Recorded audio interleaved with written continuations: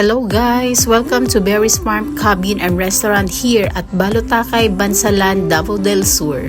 Mai-experience nyo dito yung mountain view and overlooking restaurant. At dahil mountain view tayo guys, mapifeel mo talaga yung lamig ng hangin at ma-fogs na lugar. Kaya naman hindi ka na magtataka kung bakit iba't ibang berries ang makikita mo dito. Sinuwerte kami dahil meron silang strawberry picking. May time rin kasi guys na walang bunga kaya mas maigi i-timing nyo yung pagpunta dito na hindi summer. Siguradong ma-e-enjoy ang buong pamilya mo at mga kids pag dinala mo sila dito.